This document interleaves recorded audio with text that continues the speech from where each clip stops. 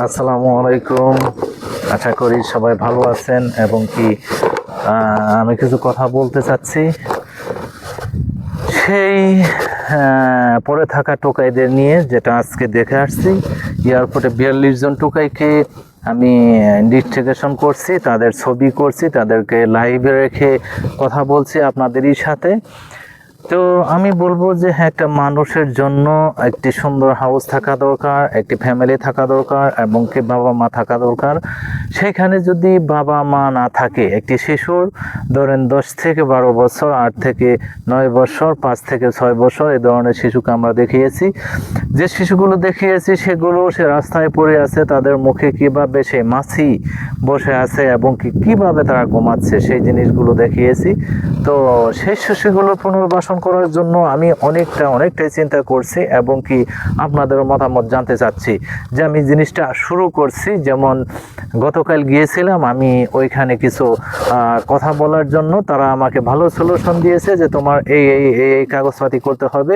তো আমি সেই দিকে এগোবো, কিন্তু দেখা যাচ্ছে যে হ্যাঁ, আমার সে এগোতে গেলে এখানে অনেকটা অ্যামাউন্টের দরকার, অনেক টাকাই লাগে। তো আমি মনে করি যে আপনারা আমাকে 100% হেল্প করবেন। আমি এখন আপনাদের কাছে কোনো টাকা পয়সা কিছুই চাই না, সেটা আমার দরকার নেই। দরকার হলো যে শুধু আমার এই পেজটি লাইক কমেন্ট শেয়ার করেন, আমি পেজটায় স্বাবলম্বী হই, আমার এখান থেকে ইনকাম আসুক এবং কি এই পেজটা সুন্দরভাবে গঠন করতে পারলে সেইখান থেকে আমারও একটা কাজের ব্যবস্থা হয়ে যায় এবং কি আমিও সারাদিনই সেই ভিডিও এবং সেই টোকাই পুনর্বাসন নিয়ে কথা বলবো, টোকাইদের নিয়ে কাজ করব। সেটাই আমার আশা। আমি নিজের চাকরি আমার নিজের অনলাইন প্ল্যাটফর্মে দিতে চাই, যার কারণে প্রতিনিয়তই ঘুরছি, ভিডিও করছি, আপলোড করছি। এটাই আমার প্রধানতম কাজ। চাবো যে আমার নিজের চাকরি নিজেকেই দেই, আমার চাকরি যাতে অন্য কারো কাছে না যেতে হয় সেই চিন্তা করছি। যারা অনলাইন প্ল্যাটফর্মে কাজ করতে চান তাদের আমি রিকোয়েস্ট করব যে হ্যাঁ, আমার মতোই যদি কোনো উদ্যোক্তা হয়ে থাকেন তাহলে আমাকে অবশ্যই লাইক কমেন্ট শেয়ার করবেন এবং আমার কাছে আপনাদের আইডিয়াটা জানাবেন এবং কি আমার যে আইডিয়াটা আছে সেটা আপনারা একটু শুনবেন। সেই আইডিয়াটা আমি আমার পেজে তুলে ধরেছি এবং কি অনেকবারই কথা বলেছি যে আমি আসলে কি করতে চাচ্ছি এবং কোথায় করতে চাচ্ছি এবং কেমন মানুষগুলোর জন্য করতে চাচ্ছি সেটা আপনাদের কাছে তুলে ধরেছি। তো বারবার বলতে চাচ্ছি যে একটা ছোট্ট শিশু, যেমন আপনার বাড়িতেই দেখেন যে 1-2 বছরের একটা শিশু যদি অনাদরে পড়ে থাকে, তার কোনো বাবা মা নেই, তার কোনো ঘর বাড়ি নেই, খাওয়ার কোনো যত্ন নেই, সে তার জীবনটা দুর্বিষহ কতটা কষ্টে দুনিয়াতে বড় হচ্ছে। আমরা চাই সেই জিনিসগুলোকে পাল্টিয়ে দিতে, আমরা চাই সেই জিনিসগুলোকে সুন্দরভাবে সেই ছোট্ট শিশুটিকে বড় করতে এবং কি তাকে ভালো একটি সমাজ দান করতে, আমাদের সেই ক্রাইম সমাজটাকে ছোট থেকে বন্ধ করে দিতে। যারা একমত আছেন তারা অবশ্যই কমেন্ট করে আমাকে জানাবেন এবং কি আমার হোয়াটসঅ্যাপে কল দিবেন যে হ্যাঁ ভাই, আপনার কথা ঠিক আছে বা ঠিক নেই, আপনি রং করছেন, আমাকে সতর্ক করে দিবেন। আমি ওইখানে স্টপ হয়ে যাব, দ্বিতীয়বার আমি ওই কাজ নিয়ে এগোবো না কখনো। মূলত কথা হলো যে সেই ছোট্ট শিশুটিকে আমরা যদি আজ ভালো পরিবেশ দান করতে পারি, তারা এই পৃথিবীটাকে একদিন শাসন করবে এবং এই পৃথিবীটাকে চালানোর ক্ষমতা তারা রাখবে।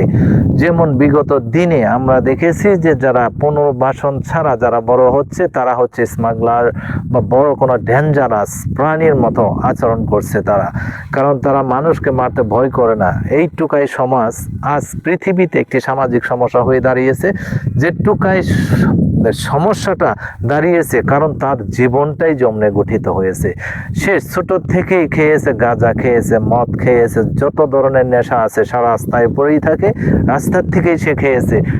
সেই স্মাগলার রাস্তার থেকেই তৈরি হয়েছে, সেই বড় ক্রাইম সে রাস্তার থেকেই হয়েছে, কারণ তারাই বড় বড় খুন রাহাজানি করে, তারাই বড় বড় অকারেন্স কিছু ঘটায়। তাহলে আমরা যদি সেই ছোট্ট শিশুর থেকে জিনিসগুলো বন্ধ করে দিয়ে উপরের দিকে নিয়ে আসতে পারি, আস্তে আস্তে দেখা যাচ্ছে আজকের যে শিশুটাকে বন্ধ করছি তা আজ থেকে 10 বছর 15 বছর পরে সে শিশুটা যুবক হয়ে যাবে, সে শিশুটার যখন বয়স 20 বছর হবে, তাহলে সেই ছোট্ট সমাজ থেকে ক্রাইম বন্ধ হয়ে গেছে, যারা উপরের লেভেলে ক্রাইম আছে তারাও একদিন বন্ধ হয়ে যাবে।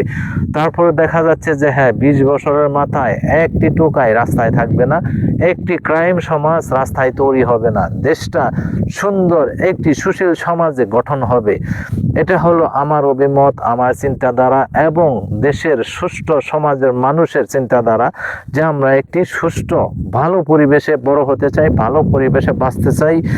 তা আমার কথাগুলো যদি আপনাদের ভালো লেগে থাকে তো অবশ্যই আমাকে কমেন্টের মাধ্যমে জানাবেন, খারাপ লাগলে অবশ্যই জানাবেন, এবং কি হোয়াটসঅ্যাপে কল দিবেন, সরাসরি কথা বলবেন, সমস্যা নেই। তা আমি আবার বলবো যে আমার উদ্যোগটা হচ্ছে যে ইস্তিমার ময়দানের আশেপাশে যে কোনো জায়গাতে আমি হাউসটি নিব, এবং কি হাউসটি নিতে গেলে অনেকগুলো কাগজের দরকার হচ্ছে, সেই কাগজগুলো আমাকে সংগ্রহ করতে হচ্ছে। আমি এই মাসেরই 1 তারিখ থেকে শুরু করব, এবং কি কাগজগুলো শেষ হলে যখন আমরা একটি পুনর্বাসিত হাউস নিব, নেওয়ার পরে সেইখান থেকে আমরা শুরু করব আমাদের সে লক্ষ্যবস্তু এবং আমাদের সেই স্বর্ণ শিখরে সেই শিশুদের নিয়ে আসা এবং কি পুনর্বাসিত করা। এবং কি আমার একা দ্বারা কখনোই সম্ভব হবে না এত বড় একটা কাজ সামলানো, এবং কি সারা বাংলাদেশে হাজার হাজার টোকাই পড়ে আছে রাস্তায়। যেমন আমি শুধু দেখেছি কয়েক কিলোমিটার জায়গা, যেখান থেকে হয়তো 3 কিলোমিটার জায়গায় যদি 42 জন টোকাই পড়ে থাকে, তাহলে এর তুলনায় হিসাব করলে বাংলাদেশের লাখ লাখ টোকাই হবে। আমি অত বলছি না, তো মেন পয়েন্ট যেহেতু এখানে হয়তো টোকাই বেশি, যার কারণে আমি ছোট্ট জায়গাতে 42 জনকে ফাইন করেছি। তো আমি মনে করি যে বাংলাদেশের যেইখানেই যে পরিবেশেই টোকাইরা পড়ে আছে, সেই পরিবেশ থেকেই ধরে এনে একটি টোকাই পুনর্বাসন কেন্দ্র গঠন করেন, সেটা আপনি আপনার এলাকাতেই করেন, সেইখান থেকেই সেই নরক সমাজটাকে বাঁচিয়ে তোলেন, এবং কি সে শিশুগুলোকে ভালো একটা উন্নত স্বর্ণ শিখরের জীবন দান করেন। তাহলেই আপনিও ভালো হবেন এবং আপনার সমাজটা ভালো হবে, এবং সে ছোট্ট শিশুগুলো আজ ভালো একটা পজিশনে যাবে এবং কি দেশ পরিচালনার ক্ষমতা রাখবে। আমি বলবো যে সেই কথাগুলো বলার জন্যই বারবার ঘুরিয়ে বলছি। তো আমাকে আপনারা উৎসাহ দিবেন, খারাপ হলে ডাইরেক্টলি বলে দিবেন, এটাই আমার আশা আপনাদের কাছে। এই ভিডিওটা এখানেই শেষ করছি। সবাই ভালো থাকবেন, সুস্থ থাকবেন।